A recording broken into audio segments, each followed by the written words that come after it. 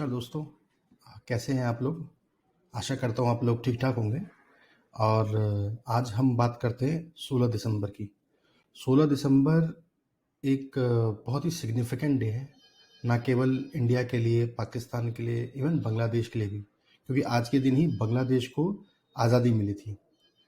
आज़ाद कराने में बांग्लादेश को, जहाँ उनकी अपनी जो लोकल गुरिल्ला फोर्स थी, उनका जितना हाथ था उतना ही भारत ने जो सपोर्ट किया, वो एक बड़ा कारण बना बांग्लादेश का पाकिस्तान से आज़ाद होने में। मुक्ति वाहिनी ने अपनी पूरी ताकत लगा रखी थी, बट वो मुक्ति वाहिनी आखिरकार थे तो एक नॉर्मल, जैसे हमारे यहाँ के किसान होते हैं या छोटे काश्तकार होते हैं, उनको एक प्रॉपर एसेट, एक हथियार बनाने में जो मेहनत, जो ताकत भारत की सेना ने लगाया, भारत की अशराफिया ने लगाया, एस्टैब्लिशमेंट ने लगाया, भारत के खुफिया विंग RNAW ने लगाया, ये काबिल तारीफ था। ऐसा नहीं है कि भारत ने कोई प्लान करके पाकिस्तान को तोड़ना ही था, ये इसके लिए किया था, ऐसा कुछ नहीं है।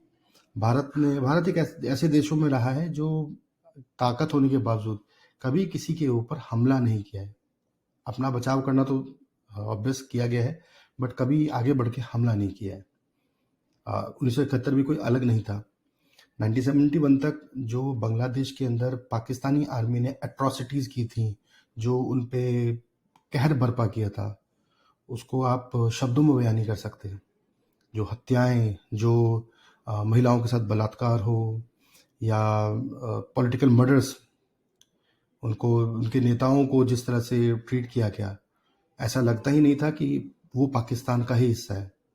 जैसे हम कई बार कहते हैं ना, दोयम लेवल के हमारे लोग होते हैं, या हम उन्हें ट्रीट करते हैं, दूसरे दर्जे का ट्रीट करते हैं, तो वहाँ पाकिस्तानी आर्मी, पाकिस्तानी गवर्नमेंट ने, अशराफिया ने, या इन लोगों ने जो जिस तरह से लोगों को ट्रीट किया, जिस तरह से बांग्लादेश को, बांग्लादेशियों को जिस तरह से प्रताड़ित किया गया, उनको परेशान किया गया, मारा गया, वो मतलब ह्यूमनली बस आप उसको बयान नहीं कर सकते। और इसी का कारण था कि जब 3 दिसंबर को भारत पाकिस्तान का युद्ध शुरू हुआ बांग्लादेश के नाम पर, या ईस्ट पाकिस्तान उस टाइम हम कहते थे, उसके नाम पे जब युद्ध शुरू हुआ, तो इंडिया ने ईस्ट पाकिस्तान के साथ में खड़ा होना पसंद किया और सपोर्ट भी किया।